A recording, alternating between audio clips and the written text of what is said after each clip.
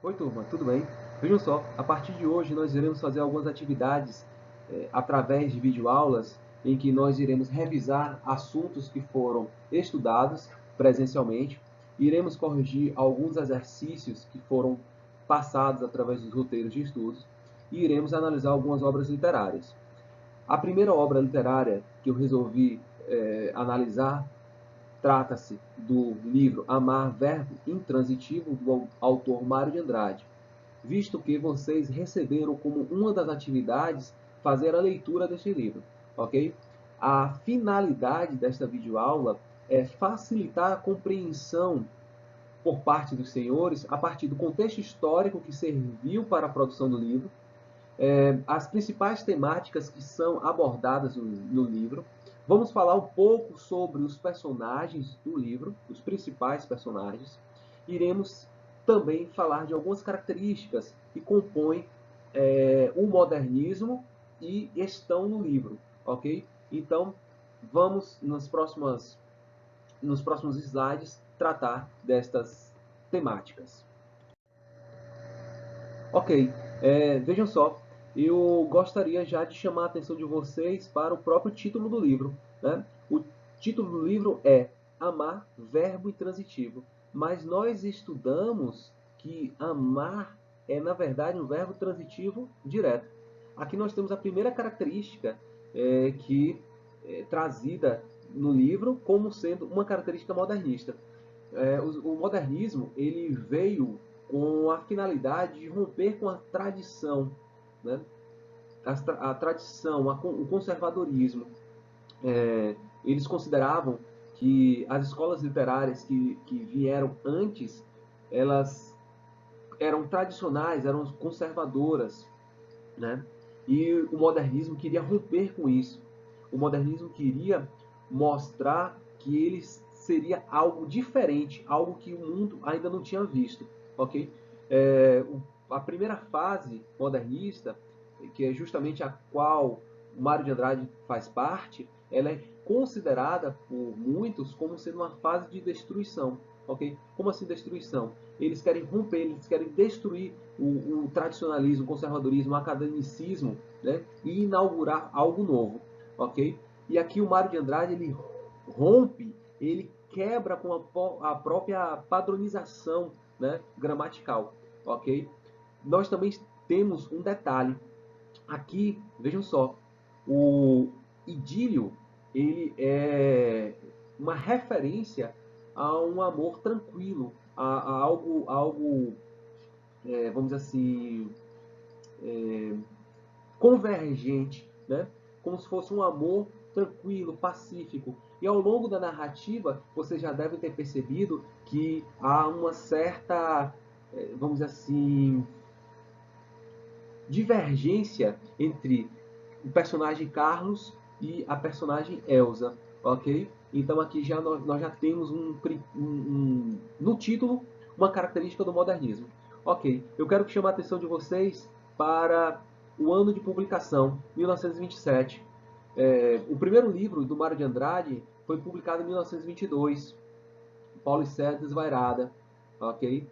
Aqui o livro ele já está numa etapa mais próxima do final da primeira fase modernista, ok? É um livro que tem 157 páginas, mas apesar de ser em quantidade de páginas um livro pequeno, um livro que é fácil de ler até no final de semana, numa tarde tranquila, traz diversos assuntos bastante, vamos dizer assim, inovadores, muitas críticas para a sociedade daquela época. Ok? Nós estamos na década de 20, que ela foi considerada como uma década revolucionária na sociedade mundial. Ok? Vejam que nós estamos num período pós-guerra, pós-Primeira Guerra Mundial, então o mundo está passando por uma transformação, uma efervescência muito grande. Ok?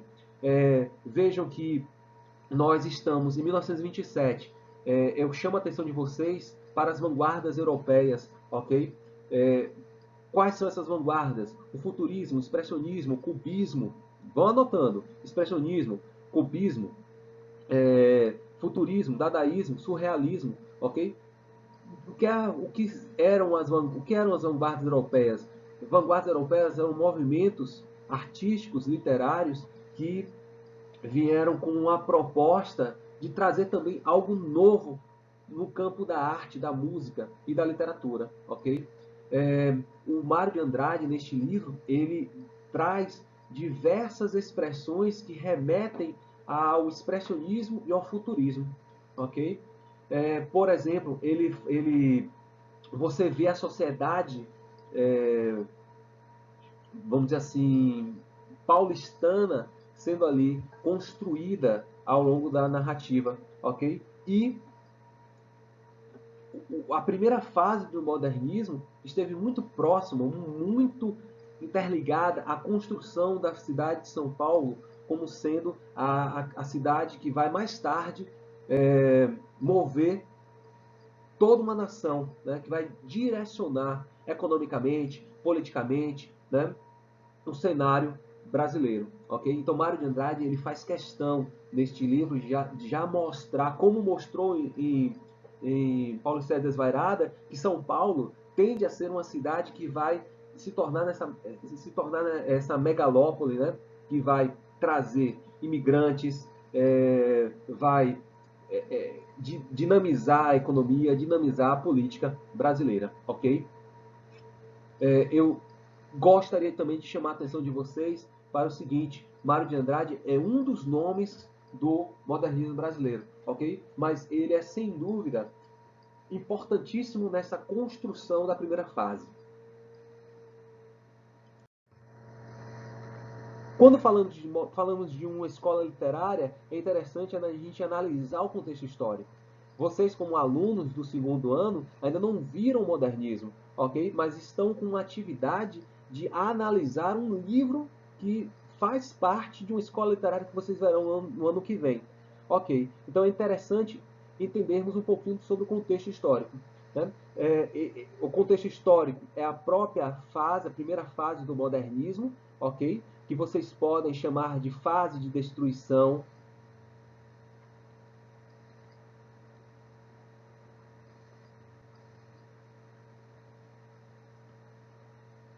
Vocês podem chamar de fase radical,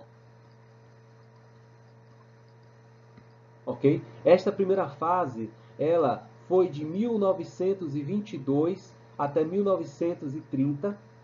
Apesar de ser uma fase de um período curto, foi bastante intensa, né? Como o próprio mundo foi intenso na década de 20, ok? É, o contexto histórico dita sobre a industrialização e os avanços tecnológicos. Eu quero que vocês observem no livro, né, ele fala do automóvel, ele fala do telégrafo. O próprio livro não é dividido em capítulos, né? Mas isso não torna a leitura difícil, né? Porque a narrativa ela é construída em cenas como se fosse um cinema, como se fosse, vamos dizer assim, uma representação cinematográfica, ok? Daqueles atos, daquelas cenas que são ali transmitidas, ok? Então há aqui uma grande influência do próprio futurismo. Futurismo que é uma vanguarda europeia, ok? Que é uma corrente literária, artística, ok? Mas que influenciou e que você vê essa característica no momento que não é mais dividido em capítulos. Né? Vejam que a literatura tradicional, né, divide os romances em capítulos. A partir de agora, com o modernismo, nós vamos ter este livro inaugurando, digamos assim, uma etapa em que nós iremos estudar, iremos ver a narrativa sendo construída a partir de cenas, como se fossem cenas do cinema, ok? Então nós vamos aqui destacar o próprio futurismo. E eu gostaria que vocês analisassem essa ideia do capítulo, ok? Sendo desconstruído para assim trazer uma narrativa dividida em cenas, como se fossem cenas de um filme, ok? Nós temos aqui claramente a influência cultural europeia, ok? Na própria construção, por exemplo, da personagem Elsa, né? No livro, vocês já devem ter avançado na leitura e viram que nós temos aqui um criado japonês e Elsa. E há um trecho do livro em que ela fala vamos dizer assim, ela faz uma metáfora em relação aos tigres, né? O tigre alemão e o tigre japonês, ok? E há uma, vamos dizer assim, uma superioridade em relação ao tigre alemão, ok? Em relação ao japonês. Vejam que a Elsa fala muito do homem latino e do homem alemão, né? Como sendo o homem latino um ser mais sentimental, mais melancólico, ok? Um ser que precisa na sua exposição narrativa de símbolos, né? Como interrogações e exclamações para representar sua fala. Já a Elsa, sendo uma representação, né, desta influência cultural europeia, ela fala de forma mais objetiva, mais direta, mais seca, ok? Transmitindo a ideia de que não há necessidade, né, destes símbolos de pontuação para digamos assim, a comunicação existir, ok?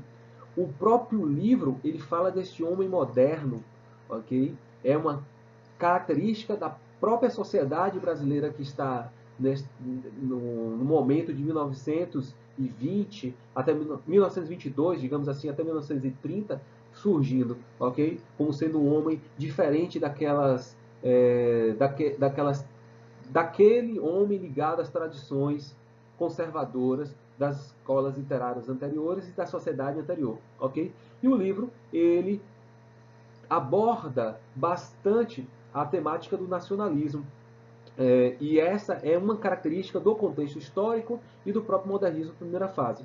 O modernismo primeira fase estava bastante preocupado em retomar esta análise, fazer uma análise, né, mais crítica sobre a sociedade em 1922, 100 anos depois do processo de independência, e aquela grande discussão, né, 100 anos depois do que o Brasil se tornou. Né?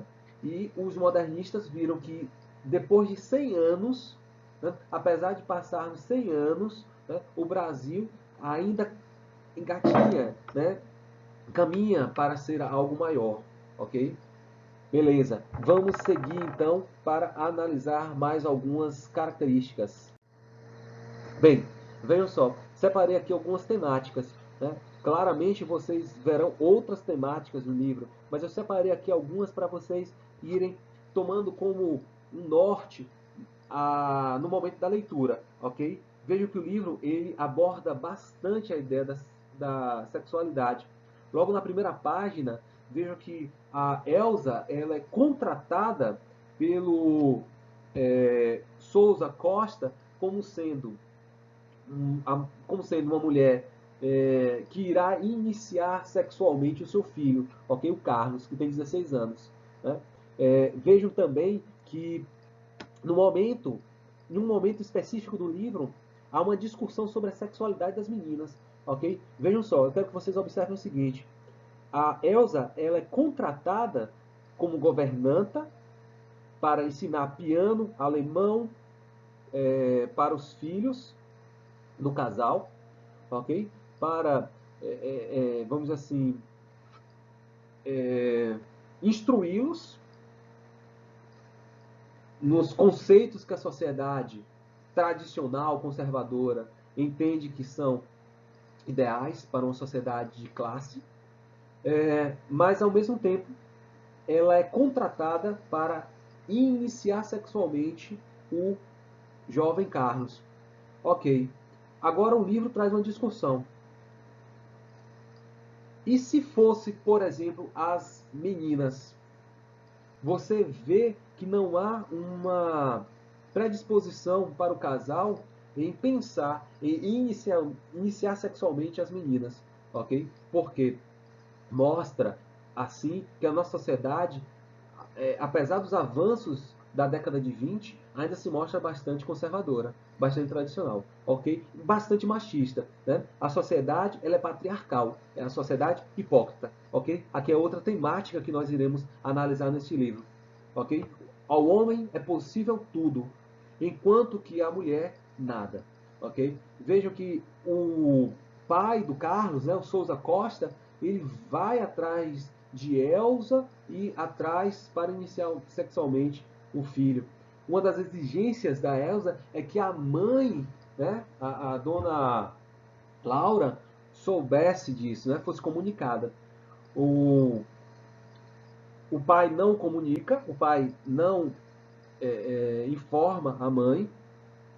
Quando a mãe percebe que o Carlos está com certas, digamos assim, intimidades com a Elsa, buscando certas intimidades com a Elsa, ela, é, é, vamos dizer assim, questiona a Elsa e a Elsa fala: bem, seu marido não explicou, seu marido não falou que eu iria. Não explicou, explicou o quê? Pergunte a ele. Né? É assim que ela fala, mais ou menos. E quando a dona Laura vai questionar o marido, né, vai falar das intimidades que o filho estava tentando ter com a governanta, ele fala que ela tinha sido contratada para iniciá-lo sexualmente, ok? Ele dá desculpa, dizendo que esses jovens de hoje começam, digamos assim, a se envolver com aventureiras e ele teme que o filho mais tarde se envolva com alguém que esteja apenas interessada no dinheiro da família. A dona Laura não questiona o marido, né? Pelo contrário, como uma boa esposa, acata aquilo ali, aceita, né? é, é, moderadamente, ok? Então isso mostra claramente que a nossa sociedade discute aqui, ó, a mulher submissa. O Mário de Andrade ele traz essa discussão da mulher submissa, ok? E a mulher, e a figura da mulher, a mulher submissa que acaba deixando de lado os próprios interesses como mulher, né? As ambições para acatar a vontade do marido, né? Do patriarca, ok? A sociedade, né, construída aqui pelo Mário de Andrade, né, discute padrões morais e conservadores, ok? Vejam que claramente a gente vê uma família ordenada, né? Nós temos aqui 3 meninas, uma com 12 anos, outra com 7, outra com 5 anos e um jovem com 16 anos. Né? Uma família em que os jovens são bem instruídos, né? Mas por trás você vê um falso moralismo. Okay? Vejam que o pai levou para dentro de casa uma governanta para iniciar sexualmente o seu filho. Okay? Então há aqui uma discussão, né, sobre esses vamos dizer assim, esse pseudo-moralismo que a sociedade brasileira traz, ok? E vejam, isso faz com que o livro ele se torne atemporal. Até hoje, né? Estamos no século XXI, nós temos essa discussão. A sociedade que passa a ideia de algo, né? Uma família, uma sociedade que passa a ideia de um moralismo, mas por trás age de formas diferentes, né? O homem europeu versus o homem latino, como eu já falei, né? O homem europeu muito mais voltado à razão, né? E o homem latino muito mais voltado ao sentimento, né? Ao sentimentalismo, ok?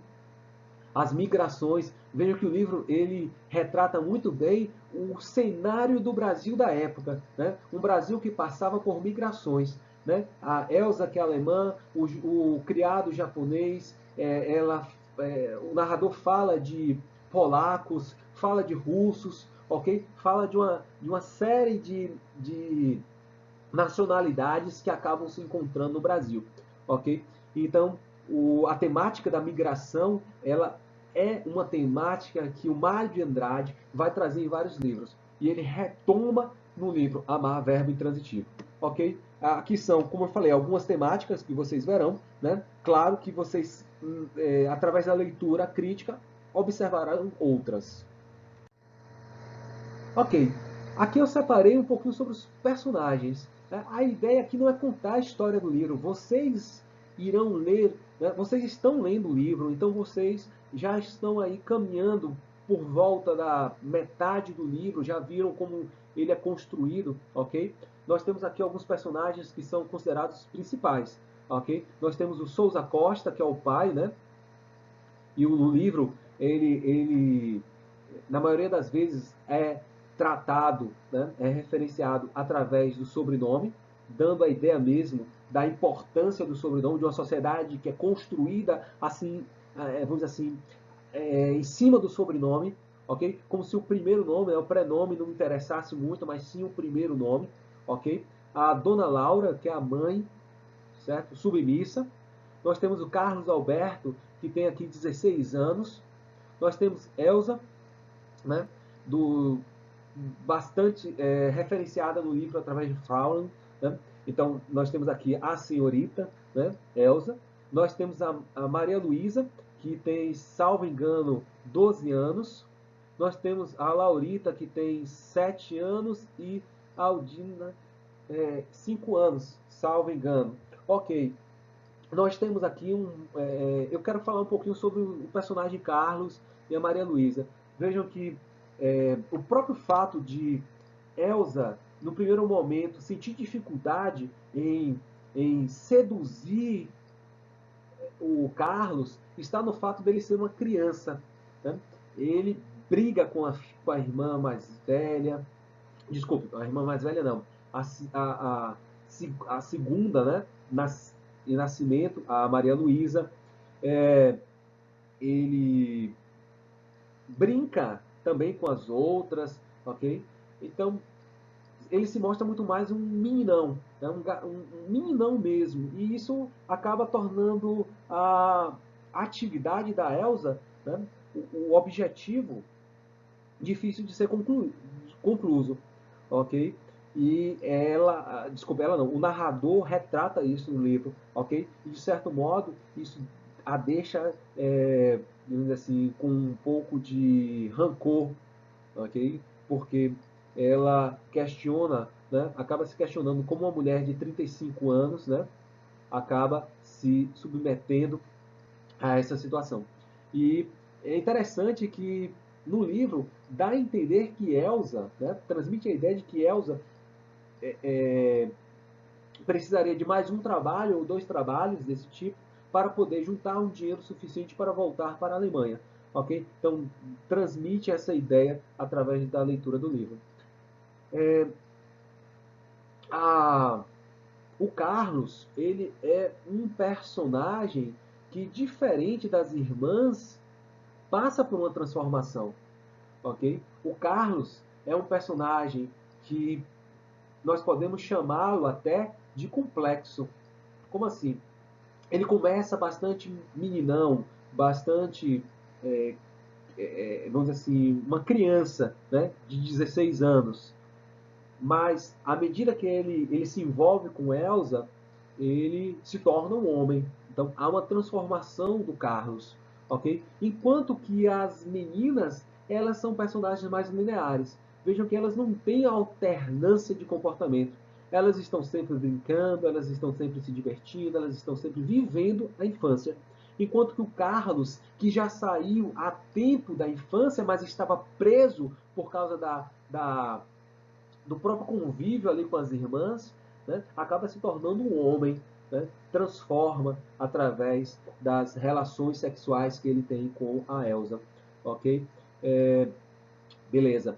Então, observe que há esse personagem linear versus complexo, ok? E aqui nós temos, então, para linear, as meninas, né, as irmãs como sendo referência, né? Então, o público, vamos colocar assim, as irmãs como sendo essa referência aos personagens lineares, e o Carlos como sendo esse personagem complexo. Aqui, eu gostaria que vocês guardassem Bastante essa referência. Aqui é uma boa questão, inclusive, de prova. Ok? Outra característica comum a esse livro é a referência ao neorrealismo. Ok? Vejam que a própria temática do pseudo-moralismo, né? A discussão da mulher submissa versus a mulher, ok? Representada pela própria Elsa, ok? É uma temática neorrealista, uma temática que ela surge no século XIX, né? Mas se torna também atemporal.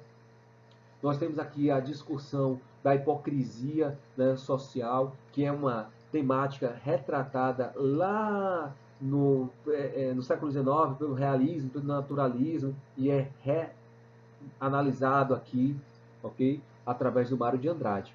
Okay? Uma coisa muito interessante que vocês enxergam no livro é este diálogo entre narrador e leitor. Okay? Ele tenta estabelecer um diálogo entre narrador e leitor. E isto é interessante porque aqui não é uma novidade do modernismo. Aqui é um resgate de algo que já era feito, por exemplo, pelo Machado de Assis.